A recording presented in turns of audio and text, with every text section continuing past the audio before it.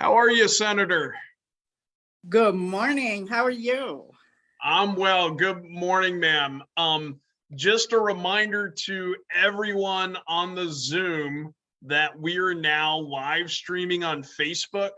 So if you have a Facebook page, go to our Facebook page. You should be able to see the live stream, and then you could share it on your own chapter pages or elsewhere so that even more eyeballs get to hear our three great candidates for governor.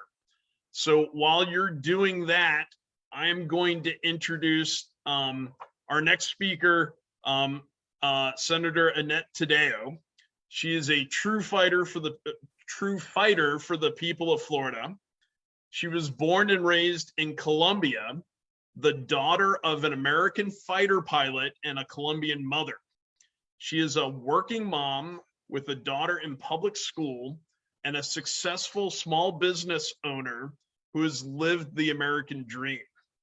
In 2014, she was the first Latina in the state of Florida to run statewide when she was the Democratic nominee for lieutenant governor, and now she's running to be the first Latina governor of Florida.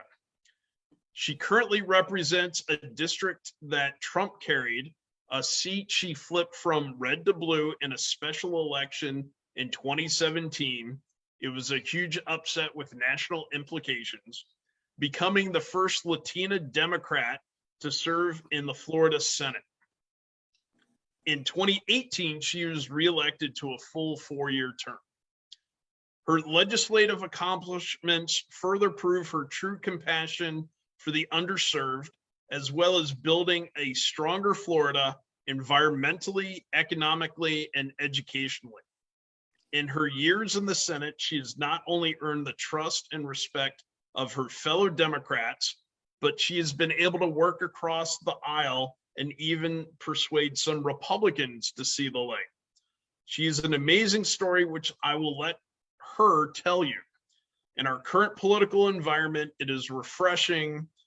It's a must to have an incorruptible, fierce, and compassionate leader.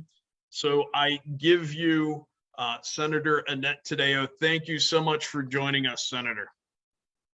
Thank you. Thank you for having me. And I am delighted to be with all of you this Saturday morning.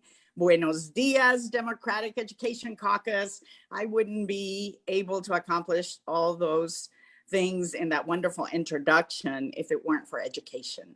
So I say thank you, thank you, thank you to all of you educators who give us the opportunities. And this is why we need a new governor, so that we can all have the opportunity to fulfill the American dream like I have.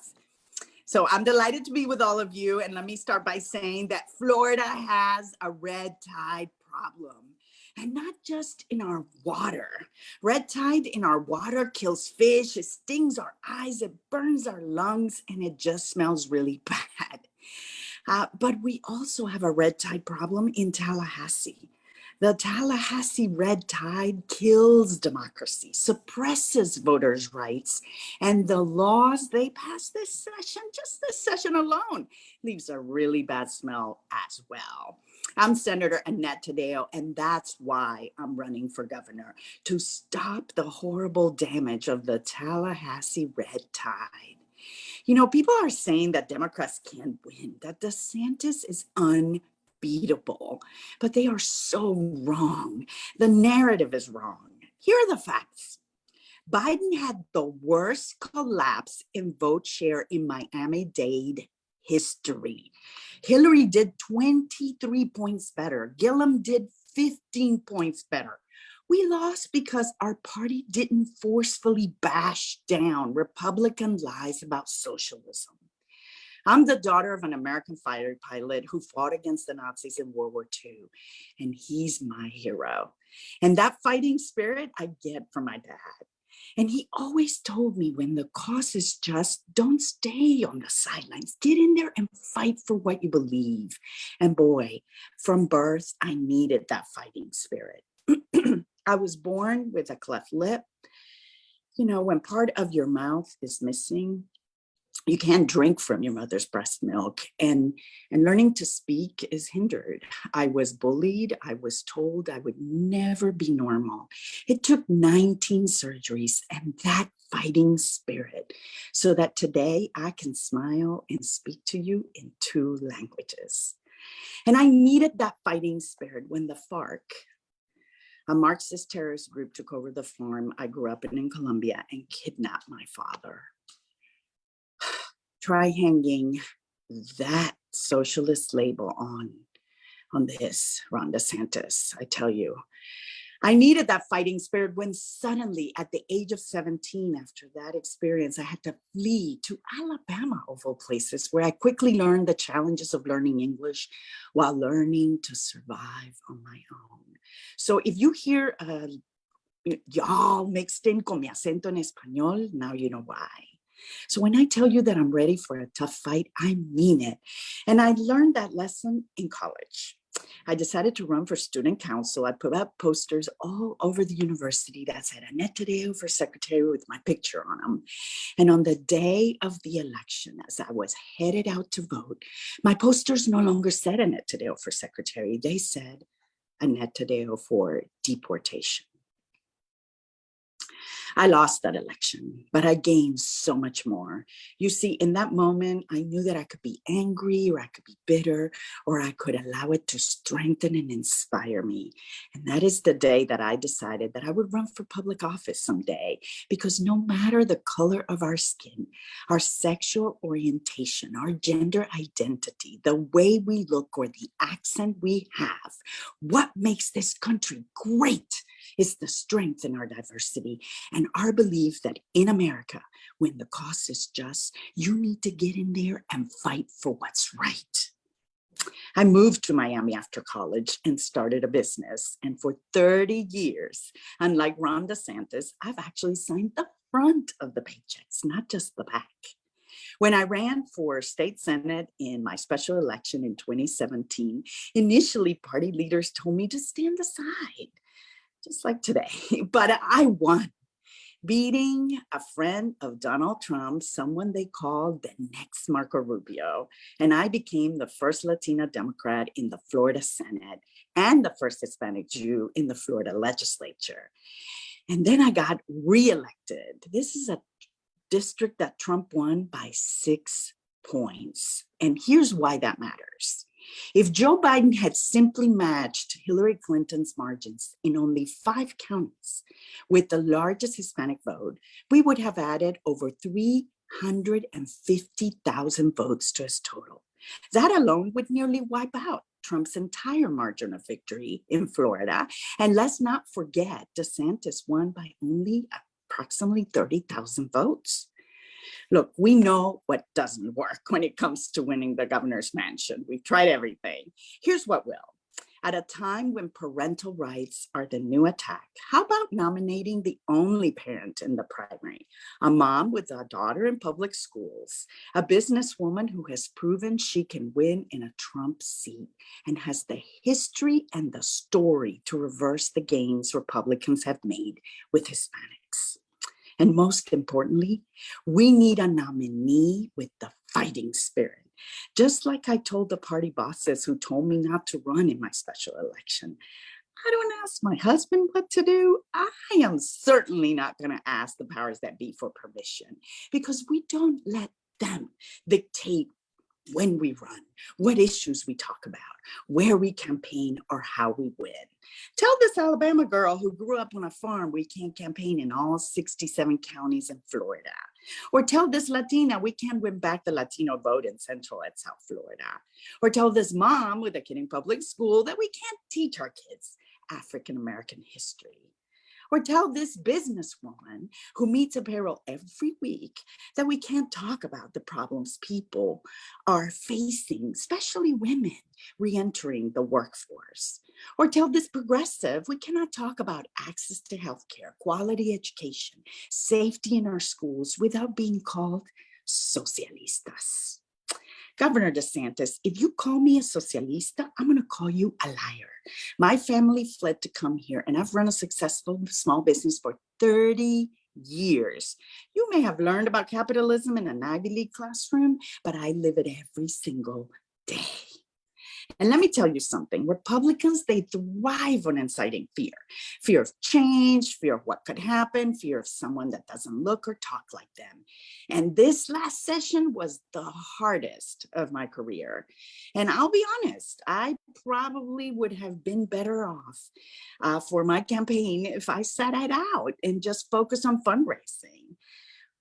But, you know, the so-called free estate in the country passed legislation to ban books, ban a woman's right to choose, even in cases of rape or incest, ban Black history, ban saying gay, ban unaccompanied immigrant children, ban voting rights, and even ban diversity and inclusion training at private corporations.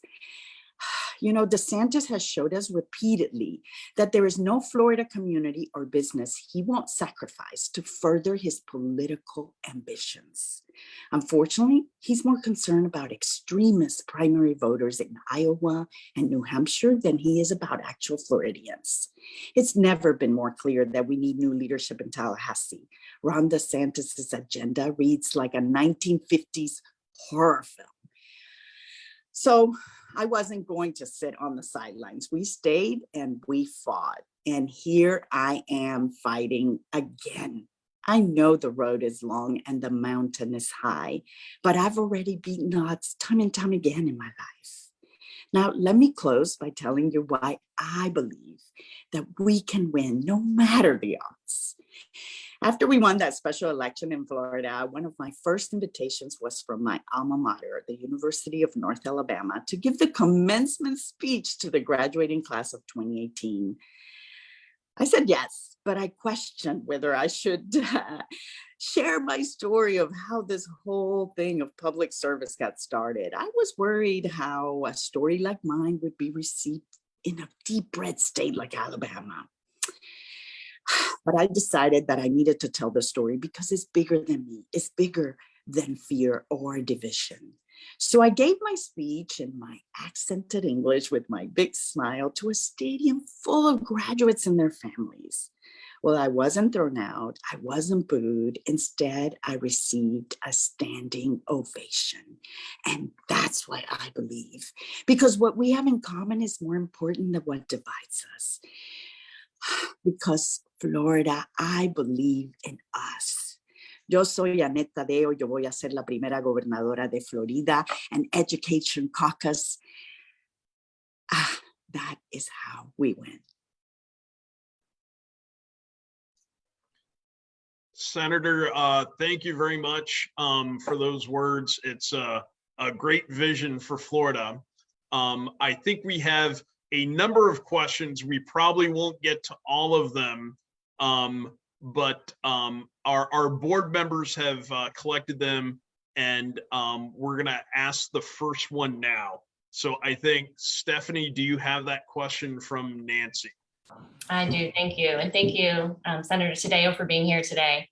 The question from Nancy is, how do you propose to increase academic and fiscal accountability for private schools receiving state scholarship funds? 100%. Well, one of the things that we need to make sure that we do is that anyone receiving funding, whether it's private schools or charter schools, there needs to be accountability. It's completely unacceptable. So I, as governor, I would definitely ensure that all the same rules that public education has are followed by anyone receiving taxpayer dollars. It is completely unacceptable.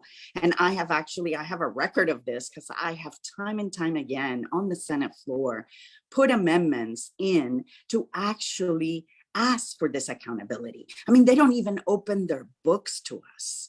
And it is unacceptable that a party like the Republican Party that claims to be the ones that are looking out for taxpayer dollars are actually making quite a lot of money from the fact that they are taking our education dollars for private institutions, and they are not required to follow the same rules, whether it is for our teacher training and requirements, or even all the bills we passed just now. I was just talking about all the horrible bills. Please note, I mean, we stood up on the floor and we said, does this "don't say gay" apply to charter and private schools? No. Even the masking, they never applied it to charter and private schools. I know of tons of private schools that has had mask mandates, but they didn't have to follow all of the fights and the disgusting behavior by the governor to those kids when he bullied them into taking their mask off and made them feel uncomfortable and bad because they dared wear a mask. It is completely unacceptable to have a leader of a state, our wonderful state of Florida, behave that way around our kids. So the funding, I would make sure that we actually fully hold them accountable for any funding. The testing needs to be also the same. Look, we do way too much testing. We teach to a test, but it is not okay that we don't have the same rules when it comes to the testing. And in addition to that, I think that the funding, and this is a commitment from me. Again, I am the only parent in this primary, and I actually have a kid in public school. And I wouldn't be where I am today if I hadn't gotten an education, a public education. Let me say that the kid needs to follow, the money needs to follow the kid. It is completely unacceptable that we have people that go into a charter or a private school, and if they misbehave, they are right back in the public school, but that money does not follow them. A Taddeo governorship will make sure that the money follows the kid and that those schools are completely held accountable. Thank you, Senator. There is so much to unpack with charter and voucher schools, the whole situation up in Jefferson County, but we are going to run out of time. I'm going to ask the next question, and it's kind of on behalf of my wife, Laura, who is a school counselor. I think you've had the pleasure of meeting her. She spends most of her time triaging student Maslow needs, whether it's homeless students, hungry students, students who have emotional and safety needs. It's manifesting itself in fights. She's had to do over 15 suicide assessments since January. So the question is, how would you provide better and more mental health services for students and educators? And you probably have maybe 5 minutes if you want to go that long. I know you need to keep your schedule, and we do as well. Thank you. Listen, first of all, thank you to your wife and to all the people who deal with these horrible issues. Did you just say 15 since January? Yes, ma'am. Wow. Look, we have a huge problem with mental health, and it starts early on with our kids, and we should be fully investing in making sure that they get all the help they can get. I think that it's really for the safety of all of our kids that we do this. We have not been investing enough. We did start after Parkland, but it clearly has not been enough. And we actually have a shortage of mental health professionals in Florida. We have a shortage of teachers. So let me talk about some of the things that I have proposed as a senator and that I know that I would actually get done as governor. And besides the funding, and please realize, as governor, I would have the veto pen. So I would be able to actually go back and forth. And I know in my introduction, you guys heard about how I work very well across the aisle, have actually been able to accomplish things, kill bad legislation or make bad legislation less bad. but we really need to make sure that our priorities are straight, that our funding is straight. And with the veto pen, you are able to really let them know what are your priorities. And education is clearly top of mind for me. Look, first of all, it starts with early childhood education. I have proposed that we actually fully fund early childhood education because we are spending a tremendous amount of money in remediation with these kids who, by the time they get to actual school, are already behind. And we have our priorities completely backwards. We actually have we spend not enough money educating these kids early on. Then we spend on remediation, trying to get them to catch up. They have all kinds of other issues at home. And then we have a pipeline to prison. We spend $61 a day incarcerating many of these kids that we did not invest in them throughout their career of education, including early on.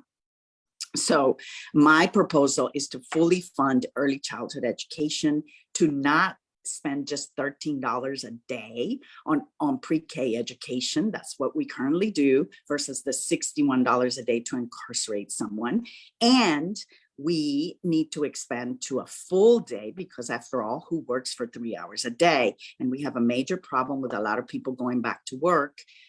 So again, back to the mental health with the original question, because a lot of it does have to do with funding, but it also has to do with a lack of enough people to do the kind of work that your wonderful wife does. And I have proposed that we actually have in college, when people, to encourage where there's a shortage of people, to encourage them to go into these areas. We have a shortage of teachers in many areas in Florida, and we have a shortage of mental health professionals and many other professions. And so I have proposed something that I've already passed in the legislature, which is to actually forgive student loans for people that go into areas of shortage. I worked across the aisle. We were successful in developing this program for dentists in areas where there's a shortage of dentists. And I think we should do this for the education profession and for the mental health profession. And then once they're there, obviously fully fund education and fully fund mental health. Look, a lot of the problems that we run into with our kids is because there's a lot of issues at home.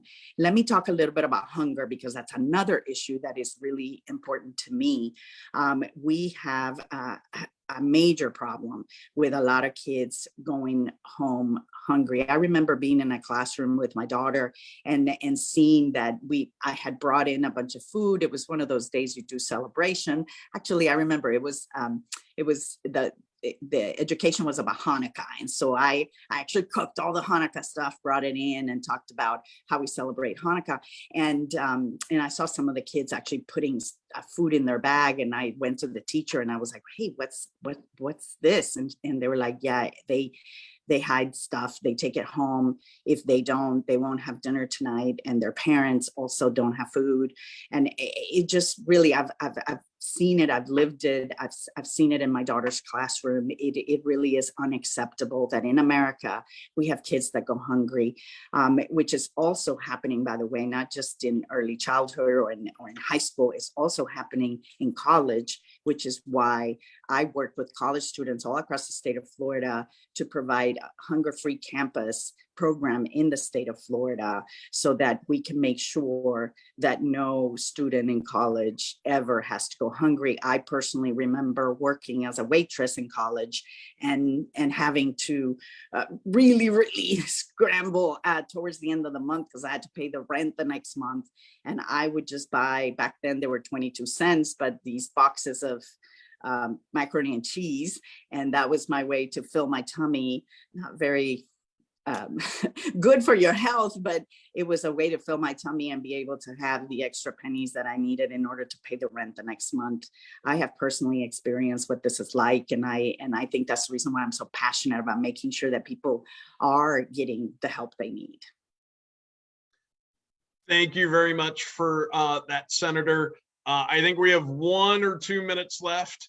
where can, this time was too short, obviously, where can people find more information about your campaign and about the issues you care about? Absolutely. I on our website, obviously social media, and we are in the process of publishing every one of our policy positions, but I have been making a huge, and everywhere I go, I talk about education and the importance of education. I have to tell you, I do think that we have a governor that is completely unacceptable the way he behaves towards our kids' education, towards school board members who are elected by their local community and should be respected for them to make decisions that are actually in the best interest of their community and their schools, and to spend all this time in lawsuits and to now have teachers be having to worry about what they say in a classroom. And now we're going to spend money on frivolous lawsuits instead of investing that money in all these programs and that we just spoke about. So go to our website, go to our social media. We are constantly updating everything, but we are in the process in the next few weeks of putting out each of our policy positions when it comes to education. We have made this campaign very much a pivotal point being education, because again, I know that the governor has decided that parental rights is this new thing. And as a parent, I can tell you, I'm ready for that fight. I'm eager to have that fight because our parents know that our kids deserve an education that is fully funded, and that each community can actually make sure that no matter your zip code, you actually get the education that our own Constitution in the state of Florida promises is the one equalizer, and we need to ensure of that. And this is why winning this race is so important. Thank you very much. And for everyone on Zoom, we dropped her campaign link into the chat. A couple of the board members did that. Thank you so much for joining us, Senator, and we look forward to hearing more from you in the future. Yeah, I know you're busy the rest of the weekend. Enjoy the weekend. Thank you. Gracias. I love seeing so many faces. Take care.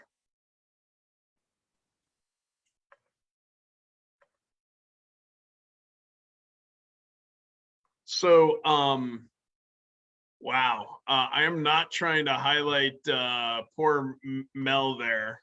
I don't know what I did, but Mel, you're nice and big on my screen. I will try to change that. So I'm looking to my co-host. Do we have Commissioner Fried yet? It looks like Abby is joining right now.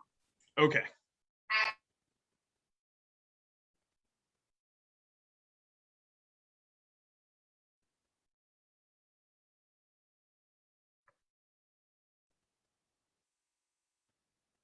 Good morning, Abby. Good morning. And we have Kramer from our team here as well. The commissioner is hopping on. So Okay. Good to see everyone this morning. Will the commissioner hop on your account or a different one? Good morning, everyone. Good morning. The commissioner's hopping on in a different on a different account, or will she be taking over one of your accounts? Yes, we're all using the same link on our. Okay. So we're just waiting for her to log in. Looks like she just logged in. Awesome. Sorry about that. my link wasn't working, so I was playing around with some stuff. So I apologize. Commissioner, you missed the start of the business meeting where it took us 20 minutes to figure it out. It's like the first time We've all done Zooms. we've really done such a big event with high profile people. So I'm glad we worked that out during the business meeting and not during yours. So Let me, I know I've spotlighted the commissioner, but let me give a quick introduction. Commissioner Nikki Fried is the only Democrat to win statewide in Florida since 2012. She has served as the Commissioner of Agriculture and Consumer Services since 2018. Before taking office, Nikki spent her career as a public defender fighting for justice and giving a voice to the voiceless. A longtime advocate for criminal justice reform and marijuana legalization, Nikki saw the devastating impact of injustice within our criminal justice system.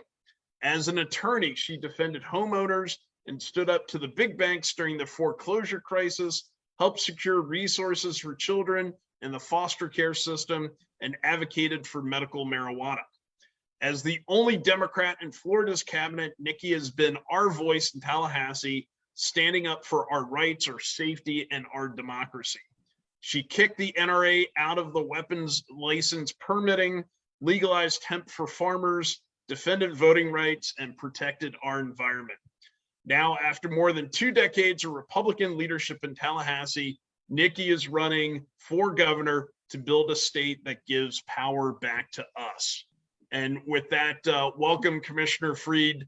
The floor is yours. And then after 10, 15 minutes, whenever you're done, we will take questions that our board members have been collecting, and they will ask you the questions for the remainder of your time.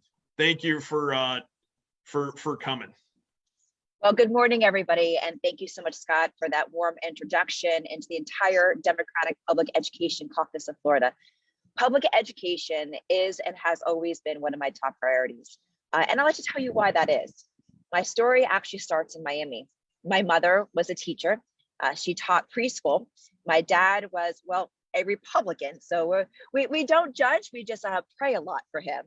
But really growing up, I got to hear all sides of a conversation at dinner tables, at our weekend family retreats, and including this one. My mom always taught me that who a child is at 4 is who they are at 44. And so that's why we've got to get to our kids at a very early age. And like most of my life, like most of us, the teacher is always right. I'm also a proud product of our public education system here in the state of Florida.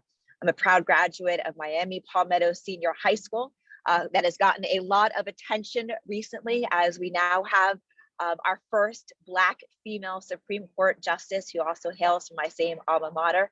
I was able to go back there actually last Monday and did a press conference showing my support for Ketanji's confirmation. And so what a day yesterday was, seeing the history in its making, knowing that Ketanji, our Supreme Court justice, is from a Florida, Miami public education system. But most importantly, above all else of what I was taught from my parents and my Jewish faith, they taught me tikkun olam, to heal the world. And that is our calling as a people. And that is the core of who I am. And this is what about you need to know. And this is what Florida needs to know about me. As a teenager, volunteering in soup kitchens in Miami at Camilla's house, a homeless shelter, and then going off to the University of Florida, where I became the first Jewish female to serve as student body president and the first woman to serve in nearly 20 years. So I'm pretty used to this first woman thing. When I graduated law school, I joined a big law firm.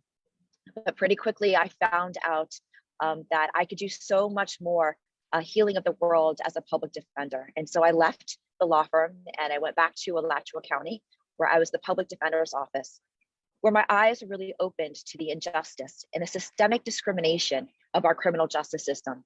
It's also where I decided that I was going to do more than just defend. I was going to change things. And that includes what most of you know me for, my work on decriminalization and destigmatization of medical marijuana. So that's what I did. I set up my own lobbying shop, advocating for medical marijuana patients, eventually helping push our Republican state legislature to embrace the will of the people. I was able to also push the Republican legislature to do better for our foster care children, and who now have now all the children that are in special needs in the foster care system have a right to an attorney because of legislation that I fostered. I also had an opportunity for 7 years to represent Broward schools, taking our message to the state capitol, making sure that we are fighting for our children, for whether it was funding, class size, teacher pay raises, making sure that we were getting the proper educational environment for our children. And I mentioned my time as a lobbyist because it is important. Because it's also important to know that this Democrat from Miami can get things done, even in a Republican-dominated legislature.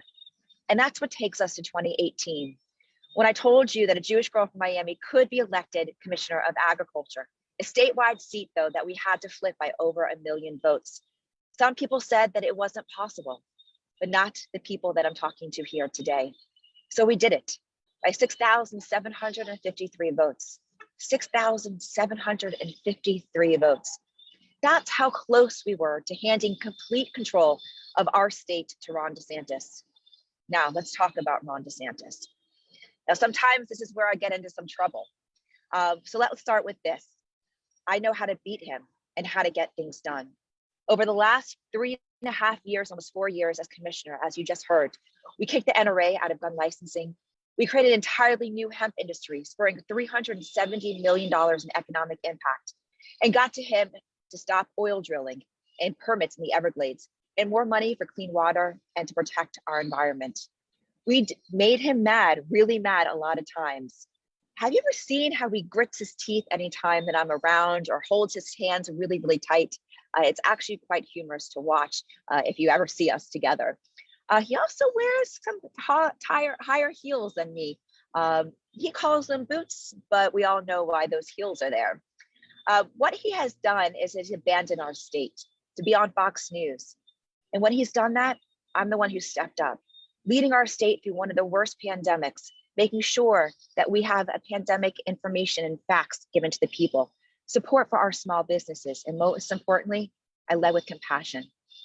And although Ron takes a lot of credit for it now, we all worked with the federal government to ensure that huge money flowing into Florida for infrastructure, stimulus dollars in your pockets, and money for schools came from Washington, D.C. But I also wanted you all to know that I was the first one who called Ron a wannabe dictator. I've said it before, but you definitely know that he's half of that word. I'll let you all decide which half that actually is. But seriously, when I first called him out for being a wannabe dictator, people were shocked. But now let's look at what's happened. If you can't afford property insurance, too bad, he doesn't care. If you can't afford gas, too bad, you'll get help in October. If you can't afford rent or groceries or school, too bad. And if you're gay, female, Black, poor, and immigrant or unconnected, you're screwed. For DeSantis, it's a war on your human basic rights. That is who he is. He thinks it's his path to be the second most dangerous coming of Trump. But there is a path forward for Florida, and it's something new. When I ran in 2018, it was on weed, water, and weapons. And that's exactly what we've done. But as your governor, I can do so much more. Not only are we going to stop all the culture wars with one veto pen, which is going to stay on my desk every single day, we're going to lower your cost of living and raise your standards of living. Let me say that again. We're going to lower your cost of living and raise your standards of living. That is how we are going to beat Ron DeSantis. What he's done, nothing to lower our costs on property taxes, rent, healthcare, transportation, and everything else, we will. Where he's done nothing to raise our standards of living on education, our environment, water, and everything else, we will. When someone asks you why we need to try something new with Nikki Fried, I want you to tell them this. First, I've won before, and I'm going to do it again. Second, because I'm going to lower their costs and raise their standards of living. My lower the costs and higher standard plan will, one, direct our Attorney General to halt rent hikes and designate anything over 10% as price gouging. We're going to declare a housing state of emergency because that is exactly what it is. And I tell this story all the time, and I reference back to my time in Miami Palmetto. Where is my teacher living? Nowhere close to my school. So this is meaning that because we still know, and no offense to you, Scott, that a majority of our teachers and those in the education are women. And so we're asking her to get up early, to make sure she gets into work on time, potentially an hour and a half drive. And that's while having to prepare lunches and breakfast, get their children or spouse out the door. and then getting to school, being there all day, and then having another hour, hour and a half commute at the end of the day. That is not a quality of life. All while funding our schools and our teachers 47th in the nation. That is deplorable. What does that tell our teachers? What does that tell our students when we are not investing in their future and the quality of life of our teachers that are the foundation of our economy, of the future of our state, is our children, and we're not doing enough. I'm also going to allow municipalities to expand our homestead exemptions up to $100,000 of value and offer additional property tax exemptions for those who own only one home. Create a prescription drug rebate program, especially for our seniors. Double per student spending. I'm going to say this again, double per student spending over the course of my term.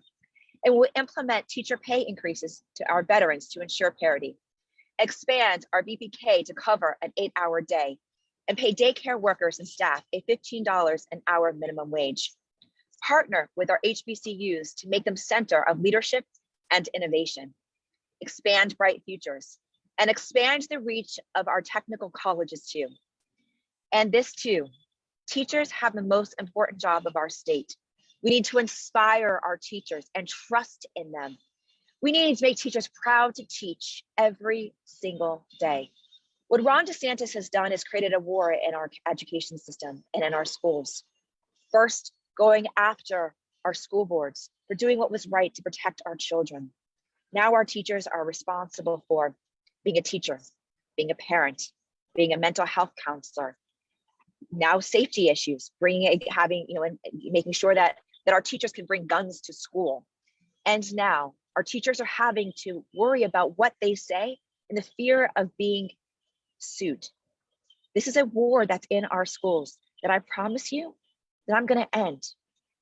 All of these issues are real, tangible things that we actually could put more money in your pocketbooks.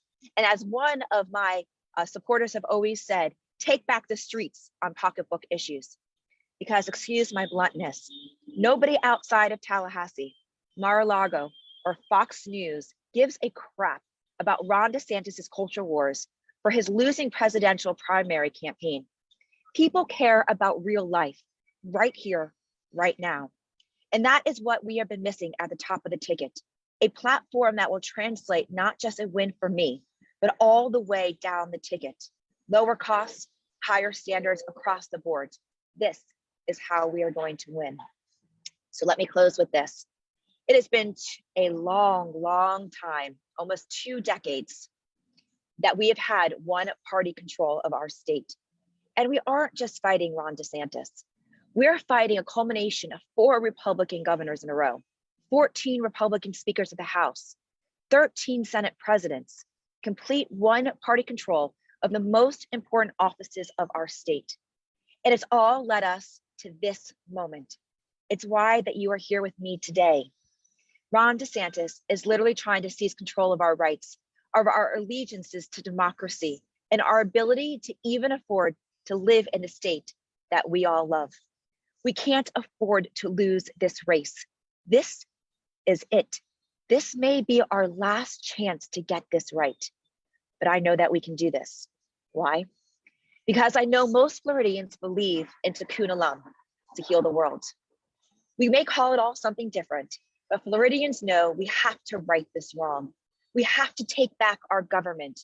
So I'm asking you again to try something new, to lower our costs and raise our standards, to nominate the only Democrat to win since President Barack Obama in 2012, and to make history by electing the first female governor of our state. So thank you, God bless, and let's go win this. Thank you, Commissioner, for all of those thoughts and your support of public education. We've been taking so many questions from the audience. Our board member, Stephanie Vanos, has a couple that she will ask you. So go ahead, Stephanie, with the first question. Thank you again so much, Commissioner, for being here. The first question we have is from Mel, and Mel asks, how will you support students with disabilities? Yes, and that is a fantastic question. I saw that in the chat here too. Something that I've already been doing. One of the greatest accomplishments that I have made to this date was a piece of legislation that I worked on back in 2014, and it was a right to counsel for children that are in our foster care system. And it created 5 categories of special needs. And some of those were with mental and physical disabilities. So one, I'm already working on things and have been working on things to make life better. 2, I've had an opportunity to speak to so many of our children that are in the school system that have disabilities. And I want to say, both mental and physical disabilities. And so what we have done over the time is we have an extremely large waiting list for our ADA individuals and our families on there. We got to get rid of that. Again, we just passed a $112 billion budget in our state, and we still have families that are on the ADA wait list. That has to be eliminated. Money has to be flowing into these families to make sure that they've got the resources necessary, and making sure that when we're funding education, that these types of programs are funded to its full capacity, because every single child has a right to education and a public education. And if we are not providing the resources necessary in our schools, and that means that we're having and luring in teachers that are, obviously specially trained in mental and physical disabilities, and our special ed teachers. My stepsister is actually a special ed teacher down here in Miami, and I hear all the stories of what she tells me every single day, all the issues that she encompasses, and how the lack of funding and all of her programs keeps getting cut. So we have to increase the funding for our mentally and physically disabled children that are in our system. Thank you. Stephanie, I think you have one more question. I do. This question is from Matthew, and he asks, the widespread organized and malicious effort targeting public education is indirectly incentivized in Florida by the fact that public school funding is directly coupled to charter voucher funding. Would you support legislation that decouples the funding so that public education funds are not being cannibalized while protecting Florida's commitment to school choice? Absolutely. That's what I did for the 7 years that I was up in Tallahassee fighting for public education. When I kept seeing the increase of the amount of resources that was being taken away from traditional public schools, let's also take a step back at in the history of education here in our state. We know that we all voted for the lottery.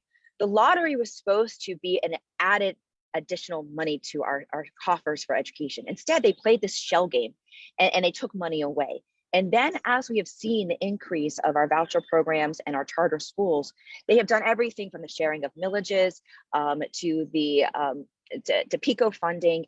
And that's just not acceptable, because what's happened to us, we all know that it's taken money directly from our traditional schools and have left them unable to provide the resources that are needed for our kids. So I will absolutely support something like that, because that's what I've been doing. I walked those halls.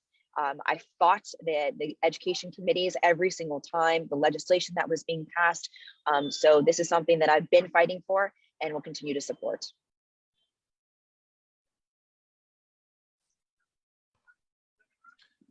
Thank you, Commissioner. Board members, do you have any additional questions? The commissioner actually is answering to the point, so we're banging these questions out. I will ask one. I will ask one, and then board members, if you have one, we'll go back to you. So, Commissioner, how do you feel about supporting down ballot races, such as school board races, especially in parts of Florida where, quote, we won't win, and then we don't get the support in a lot of those red and rural counties? Could you address that, please? Without a doubt, this is my entire strategy of how we're going to win in 2022. I saw it happen to me in 2018. I can't tell you how many times, as somebody who was running on the executive ticket, that I kept hearing, oh, don't worry, Nikki, the top of the ticket wins, so do you. Don't worry about funding, there's enough money at the top of the ticket. And that just wasn't the case, obviously. And then in 2020, I was talking to so many of our House, our Senate, our down ballot candidates, our school boards, our city and county commission seats, and they were left to die. They had no resources. They had no one to talk to bounce ideas off of them. No resources to even building a website. I was talking to one of our Senate candidates back in 2020 that couldn't even pay to get a website up and going and didn't even know who to talk to about this. Some basics that our local candidates don't have. And so we need to make sure that, one, we're providing resources. And that means anything from funding down ballot candidates, which is what I did in 2020. I paid for van access when a lot of our local candidates were not able to get onto van. I also gave more money than any statewide elected has ever done for our down ballot candidates. That is what I plan on doing after this primary, is to make sure that we have one unifying message, that I am going around and I'm stumping for our down ballot candidates because they don't have the resources to have media come up to one of their press conferences or to any of their events. And I showing up automatically gives them opportunities to get in the limelight. And the same thing even for commercials, and making sure that if I'm in Miami-Dade and I'm cutting a commercial, how selfish of it would be of me to just be about me. I need to have on those commercials all of our local candidates, so it increases their name ID. Because at the end of the day, if people are coming out for the down ballot ticket, then they're coming to the top of the ticket first. And so that is the only way we can win. We've spent too much time as Democrats focusing on the top of the ticket, when in fact, it should be the bottom of the ticket. That is where our bench is being built. That is where the votes are coming from. Those are the individuals and clubs and caucuses and candidates that are going out to the local different events and door knocking that I won't have the capacity to do. So we have to be respecting and funding the bottom of the ticket, giving them the support, giving them the ideas. I've also made a commitment that after the primary, we're going to have calls once a week with every Democratic candidate or their staff on these calls. That way, I'm already going to be paying for consultants. I'm already going to be paying for pollsters.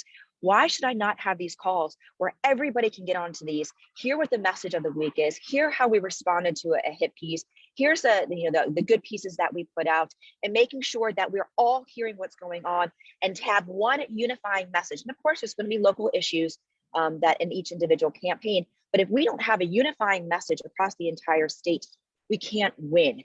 I was in Broward earlier this week and I was talking to some of our House candidates and some of our city commission seats, and they said what they're talking about. And I said, well, let's make sure that we're on the same page. Economy, economy, economy. I keep talking about education, economy, and the environment. Without a sustainable education system, we can't have a sustainable environment and economy. Everything goes hand in hand. Let's stay on the same message, and I have a commitment to doing that. Thank you so much. I was trying to point out kind of our catchphrase on the banner. Today's public education is our economy tomorrow. So I just stole your words from you, Scott. Yeah, I appreciate you linking those two things. I think that will resonate. We've got maybe 3-4 minutes to wrap up. It's too short of a time with you. Can you tell everyone where they could go to learn more about you and your positions and issues? Absolutely. So my website, which I'm going to put right in the chat, is very simple. It's my name, NikkiFried.com. I think someone had it. We could put it back in there for you so that you don't have to do that. Okay. So that's okay. It's NikkiFried.com. On there, you'll see my life story. You'll see my position papers. You'll see our list of pages of accomplishments as commissioner and my time beforehand, in whether it was my time at the public defender's office fighting for our individuals, or when I was fighting for our homeowners during the foreclosure crisis. These issues that we are facing here today are not issues that are new to me. These are things that I have been championing and fighting my entire life. From my time, again, that I was doing soup kitchens and Habitat for Humanity and civil and gay pride parades back when I was in high school. Who I was then, the character of who I was then is who I am today. So I certainly hope that you will check out the website. I hope you will join our team, because this is all hands on deck. This is our last stance. Because if we don't win in this election, it's disastrous for our children, for the future of our state, and we've got to do better. So I know that I've got the temperament, the ideas, the policy wonkishness, but also I'm just like you. I just, though, on 2018 decided to raise my hand and be sworn in as your Commissioner of Education. That would have been good for us. That would have been good too. The Commissioner of Agriculture. But, you know, and again, on that Commissioner of Education, that is also my commitment to the people of our state, that our Board of Education, our Commissioner of Education are going to be from education. Not political appointees, not nepotism, but people that actually care about the future of our children and the future of our state. That is my commitment, but I am like you. These are the things that I care about. These are the things I talk about with my sister and my niece and nephew. This is the things that I talk about every single day in our state. The issues that are important to you, I live every single day. So thank you for what you are doing. Thank you for having this caucus. I know that you guys are a little bit newer in the Democratic caucus world. And so it is great to see so many people putting such emphasis on what we can't go without, and that's a sustainable education system. So thank you.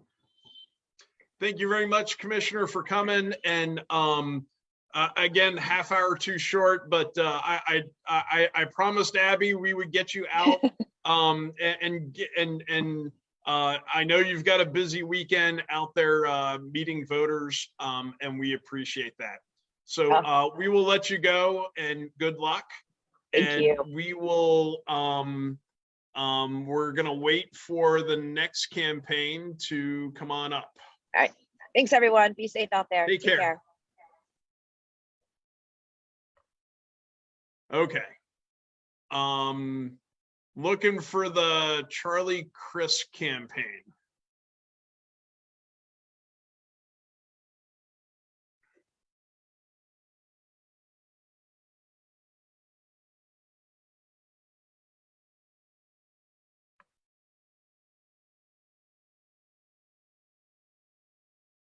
Last time it was Mel, this time it's you, Stephanie. You've got the big screen on in front of me. I don't know if that's true for everyone. Hopefully not.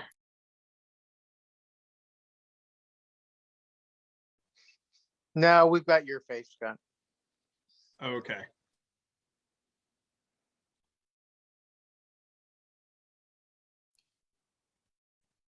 Okay, I think we have Stephen.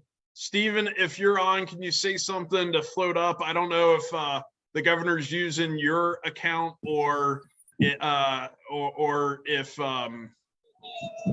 if he's logging in separately. Hi, everyone. I'm just here observing right now. I'm talking to the staff that's with him, and he should be on any minute. So just hang tight. Thanks. Thank you.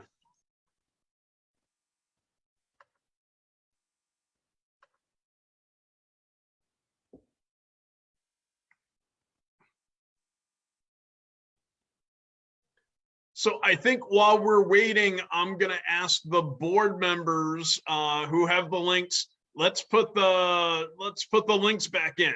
All the social media, now's the chance to go follow, like, everything like that. The membership link, the internship link. Every single high schooler in Florida can earn Bright Futures hours by volunteering for the caucus. While we're waiting for the congressman, does anyone else have questions that our board members can ask? We got through what, 3 or 4 with the commissioner. So we'd probably like to have 1 or 2 others in our hip pocket. Of course, we could re-ask the same questions that other candidates got.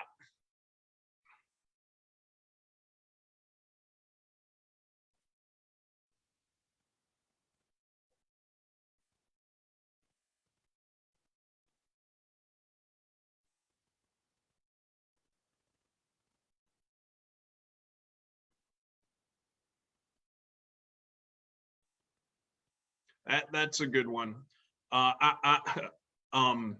So if you're watching the chat, the suing teachers for what they say in the classroom. I'm just a substitute teacher now, and my wife is a school counselor. yeah, that's a serious concern. And I think we'll see what the congressman would say to that. The goal is to the goal is to drive people out of the profession, I believe, and to continue turning education into something that happens on a computer via a program that we spend tens of millions on to give money to former Republican legislators. So, yeah.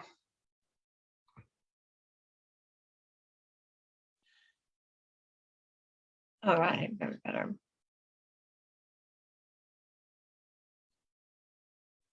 Hey, Scott, this is Sarah. Sorry, I just left League of Women Voters and I'm driving. You mentioned something about school counselors. Do you know, or does your wife know? I've been meaning to ask you this. The requirement to become a school counselor, that you take the year off to get your master's. Is that a state statute? What is that about? That you take the year off to get your master's.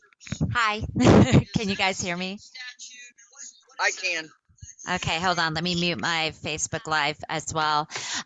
You have to have your master's in order to be a school counselor in the state of Florida. Was that your question?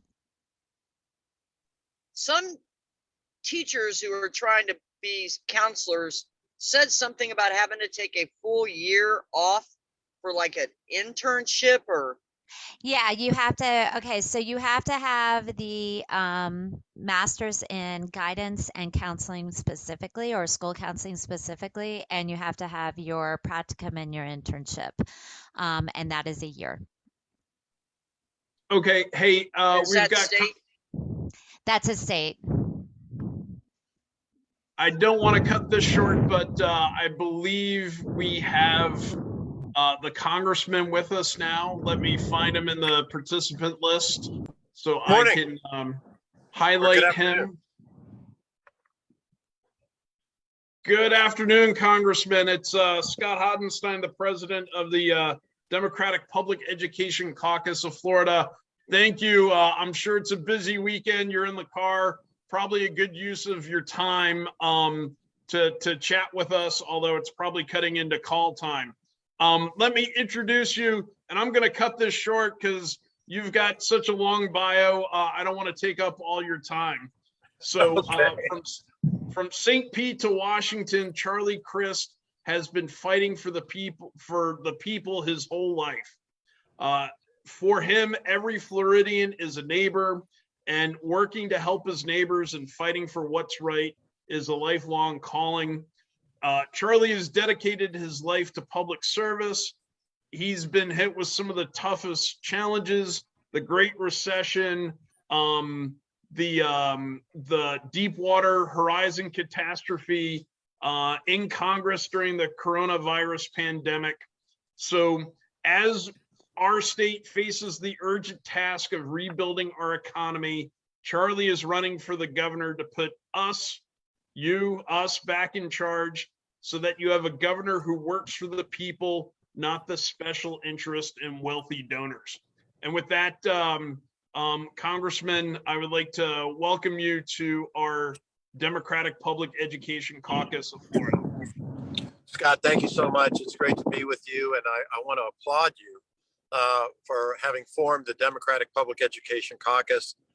There is not a more critical time in our state's history for your caucus to have significant input into who the next governor of Florida is. And so I really appreciate your time. We are driving, believe it or not. We just left the Villages where we got a great reception. It was actually kind of surreal. And now we're heading over to Volusia County. But yeah, it's a busy weekend, but it's a great one. And I'm so glad you're a big part of it. And as I said, public education is at a crossroads in our state. Let's face it. Between all the money they're taking out of public education, putting into private schools, and not giving the opportunity for a lot of our fellow Floridians and their children, more specifically, to have a good education is horrific. Public education is an American tradition. And I had two of my three sisters who were public school teachers. I'm a public school kid. My father was on the school board in Pinellas County when I was in elementary school and junior high school. And so public education is in my DNA. And as you probably are aware, I was your commissioner of education, the last elected commissioner of education in Florida. So I get it. And I understand how important teachers are, how important staff members are, and certainly first and foremost, how important our children are. And making sure and ensuring that they get a great public education that's properly funded. I mean, my goodness, we're the third largest state in America, and we're 49th in education with our teacher pay. That's embarrassing. It is pathetic. And I know that we can do better. You know, what's ironic about that is this past year, we had the largest state budget in the history of Florida, over $110 billion, and that they still can't get higher than 49th. That's appalling. You deserve better. Florida deserves better. Our students deserve better. That's why I'm running for governor, is to make education, specifically public education, what it should be, have the respect that it should have in the state of Florida. And so I look forward to any questions that you might have. Would be honored, obviously, to have your support and endorsement. It's so important to the future of our state. You know that better than anybody. So with that, Scott, I'll turn it back over to you and we can do some Q&A or whatever you prefer. Okay, thank you, Congressman. Our board member, Stephanie Vanos, has some questions. We might go back and forth, but we appreciate you kind of leaving a lot of time for questions because the audience had a lot of them. So thank you for that. Stephanie, do you want to go with the first question, please? Red Bull light back there somewhere, please. Thank you again so much for being here. The first question we have is from JT, and he asks, how will you support teachers when they are hit with lawsuits over the Don't Say Gay law? By getting rid of the law. I mean, I think it's so abysmal that what we need to do is repeal it. I know and I believe it's going to be challenged in court. It probably will get thrown out in court. We had another great victory with some of the stupid stuff coming out of Tallahassee when their anti-voting bill got thrown out in federal court this past week. So I'm optimistic. I think that the judicial branch will continue to do its work, but if not, we'll repeal that law and you won't have to deal with it at all. Can you pop the lid, please? So, Congressman, I'd like to ask the next question. My wife Laura is a school counselor. She's on the meeting as well, a member of the caucus. She spends most of her time performing triage of student Maslow's needs, whether it's homeless students or if they're hungry, if they have unmet emotional needs, safety needs. And a lot of that gets comes out in behaviors such as fights. Since January, she's done 15 suicide assessments, just her at her school. So the question is, how would you provide better and more mental health services for students and also educators? Well, it's Laura, right, Scott? Yes, sir. Yeah, well, the way it starts is by listening to people like Laura, who are, frankly, on the front line, the experts in this field, in this area, and be guided by that. So let me give you an analogy as to why I would lead in that fashion. My dad was a family physician and, not a specialist, if you will. And so what he would do is listen to the patient and get all the information, the history, all the information he could from the patient, then would determine which specialist needed to be involved, to what extent, to how much, and at what funding level. I would do the same thing with people like Laura and others like Laura across the state, because my dad used to tell me and my three sisters, God gave you 2 ears and 1 mouth. Respect his ratio. Listen twice as much as you talk, and you'll be amazed how much you will learn. Well, that is still true. And as it relates to this arena, those that are on the front line, like Laura, are the real experts. That's who I would reach out to, listen to, as like a good family doctor would, and understand what the real needs are and where the priorities need to be placed, and follow that expert advice. Pretty simple, but pretty darn important. And the current governor never does it because he thinks he's the smartest guy in the room and has all the answers, and he has none of them. Thank you, sir. Stephanie, can you ask the next question, please? Sure. This question is from Nancy, and she asks, how do you propose to increase academic and fiscal accountability for private schools receiving state scholarship funds? Say it again, please. How do you propose to increase academic and fiscal accountability for private schools receiving state scholarship funds? I don't think private schools should be receiving state dollars. People pay their taxes in Florida primarily through property taxes for education funding. I think they expect it to go to public schools because it's coming from the public. And why in the world would we be putting public dollars into private schools? They charge tuition for the students who go there in order to have the physical needs met by private schools. It doesn't seem right to me that we siphon public dollars away and give it to private schools. I think we just stop that. Thank you, Congressman. I'll take the next question. How do you feel about supporting down ballot races like school board races, especially in parts of Florida that are red or rural or we won't win?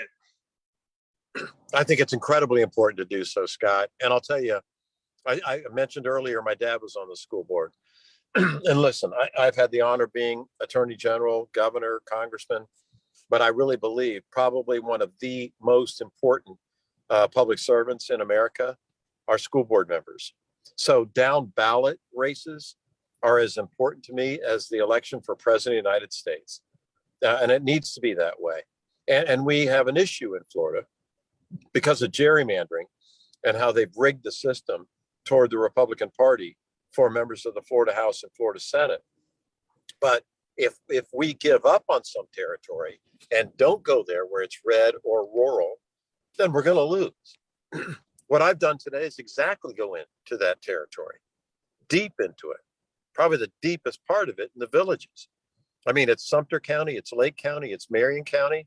You talk about red, but listen, you don't give up an inch. You don't give up an ounce. You don't give up any territory to the opposition.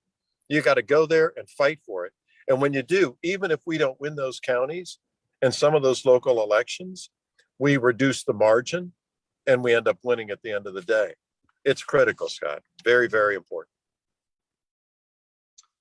Thank you. Back to Stephanie for the next question. This question is from Mel, and she asks, how will you support students with disabilities?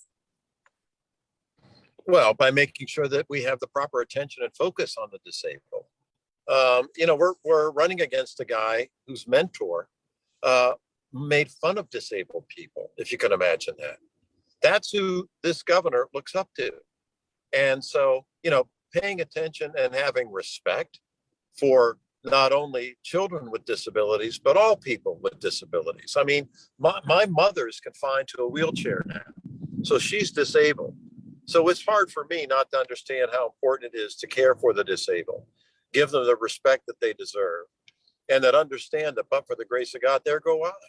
And so that's my attitude. That would be my approach, and I would fight for them every day.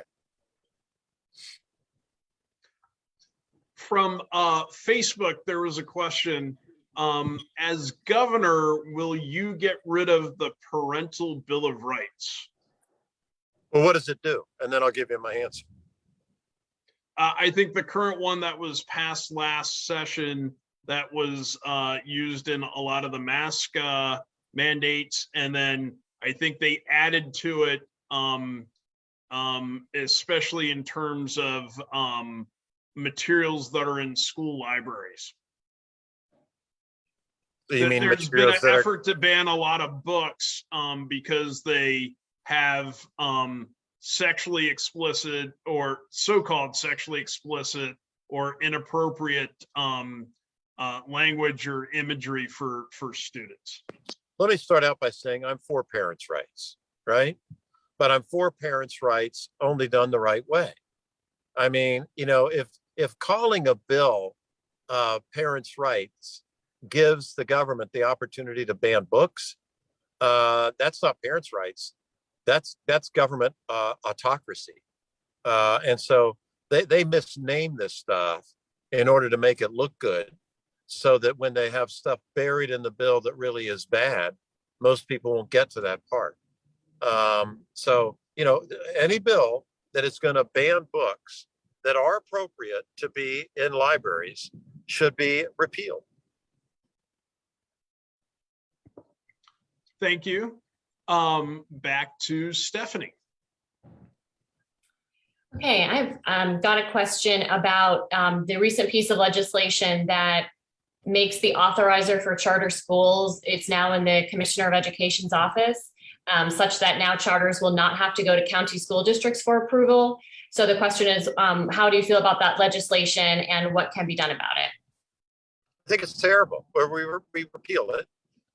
And I think it's terrible because why do we elect local school boards?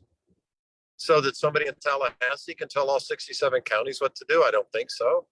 I think that those constitutionally elected officers at the local level need to be respected, because certainly the constituents in each of those 67 counties respect those individuals. That's why they voted for them. That's why they put them in office. And so Tallahassee is going to tell us that we don't care what you voted for in Leon County or Lake County or Miami-Dade County. It doesn't matter, because we're going to give all the authority to us in Tallahassee. That's appalling. Democratic.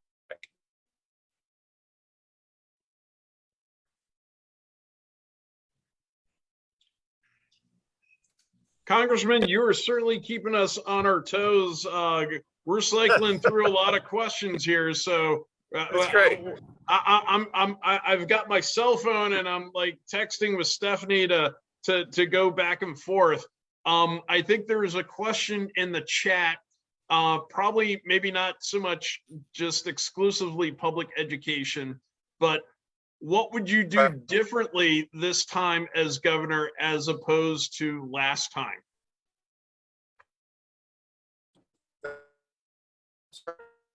I think you might be frozen. Wait, I'm sorry.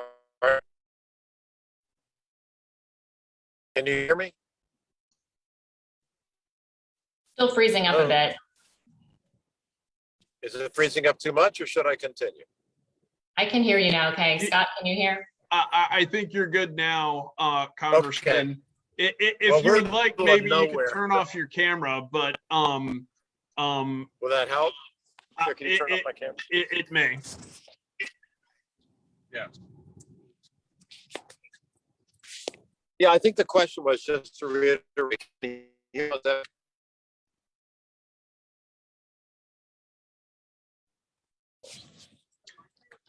Congressman, we lost you again. You must be in one of those red rural areas. It's exactly as where you're driving. Yeah, well, we're being interrupted by Republicans. Yeah. I tell you what, Congressman, thank you for taking so many questions. If you would like to wrap up and tell us where we can find out more information about you, I'll have some of our board members drop your campaign website link into the chat. Please go ahead and tell us where we can find out more about you. Okay, great, Scott. Thank you so much. Number one, just to get back to that earlier question, I don't think I changed anything I did in my first term. I mean, we restored the rights of 155,000 former felons, returning citizens, to get their rights restored and be able to vote. Very proud of that. I appointed the last Black member of the Florida Supreme Court. There's not an African-American on the Supreme Court now. I certainly wouldn't change having done that. Raise teacher salaries, incredibly important. We talked about that issue earlier in the conversation. So, I think if you want to help, just go to charliechrist.com. You can get more information there. You can donate there. You can volunteer there. And whatever help you can give, I'm very grateful for. We have a tough task ahead, but we're going to beat this guy. And with your help, it'll just make it that much easier. And let's get about the business of doing it. This election's only 8 months away. And God bless you all. And thank you. Thank you, Congressman, for joining us in on a very obviously busy weekend for yourself.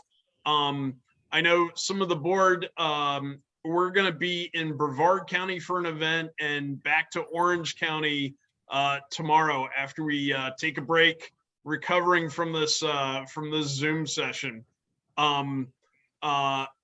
What we will do, and now speaking to everyone on the Zoom, all of our members on the Zoom and on Facebook, we will compile these questions, and I will reach out to the all three candidates' political directors with the list of questions.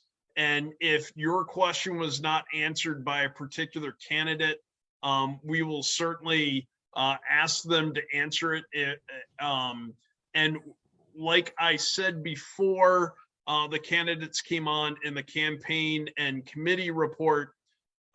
We've sent our endorsement questionnaire to each of the campaigns. And while we will keep those answers within the committee making the recommendation for the endorsement, we will get more information from the candidates. With that, we will wrap up this meeting. And one last time, if my board members can put all the links to join as a member, to donate, to sign up for our email list, to buy a t-shirt, for high schoolers who want to do an internship for Bright Futures Hours. We're going to put all those links in the chat one last time and leave them up there before we end the meeting. I'm going to end the live stream. Thank you everyone for participating in this, and we will